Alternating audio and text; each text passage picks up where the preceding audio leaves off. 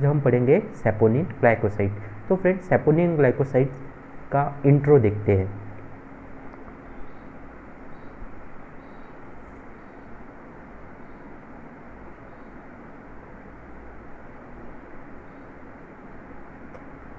Saponin word से हमको क्या समझ में आता है?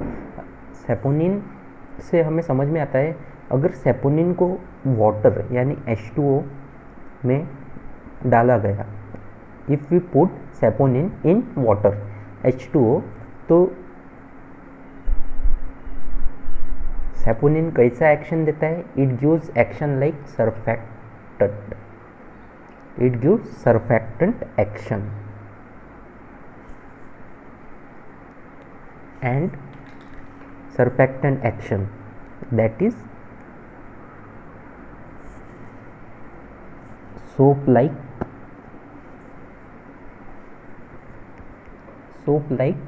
behavior। तो ये हो गया first point, saponin glycoside if you put it in H2O it gives surfactant action and soap like behavior। अब दूसरा पॉइंट, अगर सैपोनिन को RBC जो कि रेड ब्लड सेल ह्यूमन के बॉडी में होती है, उसके कांटेक्ट में लाया जाए तो क्या होगा? ये सैपोनिन RBC को डिस्ट्रॉय करेगा, RBC डिस्ट्रॉय। और जब सैपोनिन RBC को डिस्ट्रॉय करता है तो इस प्रोसेस को क्या बोला जाता है? हेमोलाइसिस।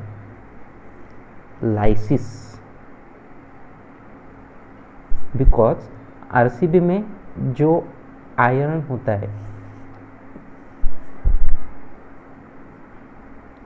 होता है उसको हम हेमे बोलते हैं। जब इसका ब्रेकडाउन होता है यानी कि इसको डिस्ट्रॉय किया जाता है तो प्रोसेस को क्या बोला जाता है? हेमोलाइसिस। तो ये हो गया एक बात। अब पुराने ज़माने में सैपोनिन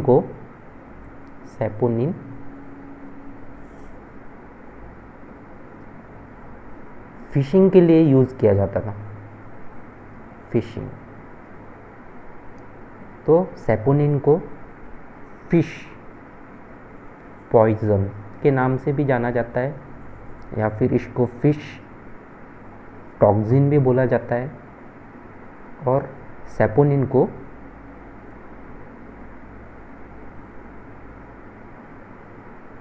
RBC को डिस्ट्रॉय करता है तो इसको हेमोटॉक्सिन भी बोला जाता है।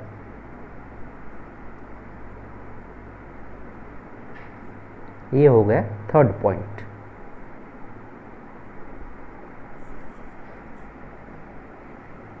When saponin put in water, it gives surfactant action, that is soap-like behavior.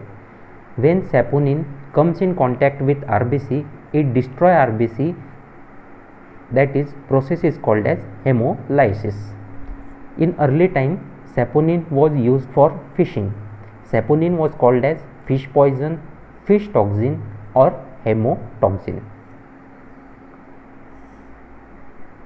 This is introduction. अब हम देखेंगे सैपोनिन में ए ग्लाइकॉन्स कितने टाइप्स के होते हैं।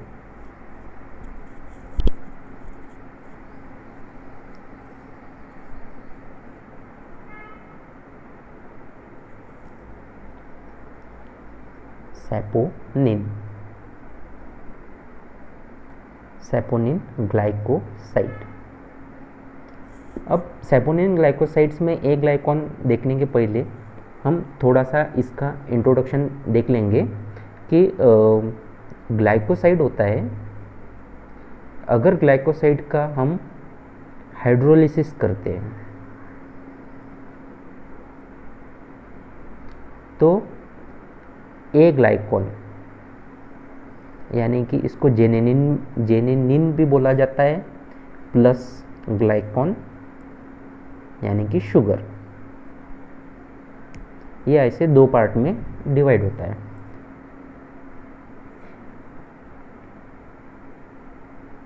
सो सैपोनिन ग्लाइकोसाइड में हमको देखना है ए ग्लाइकॉन कितने टाइप्स के होते हैं। सैपोनिन ग्लाइकोसाइड्स में ए ग्लाइकॉन, तो aglycone, first aglycone is steroid like, not like, it is steroidal, and the ring present in steroidal is tetracyclic, that is it contain 4 rings, and the structure is like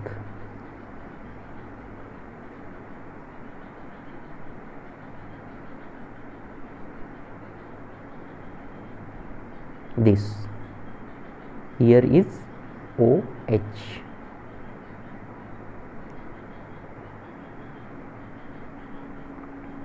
This is A, B, C, D.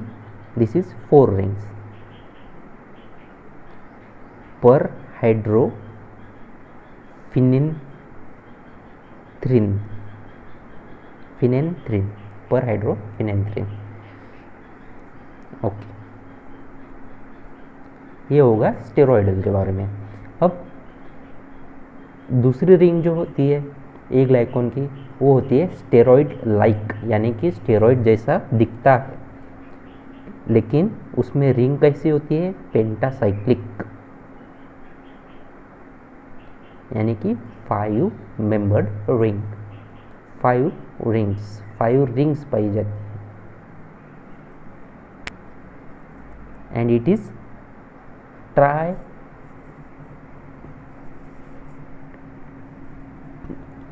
triterpenoid, that is it contains 30 carbons, and the structure is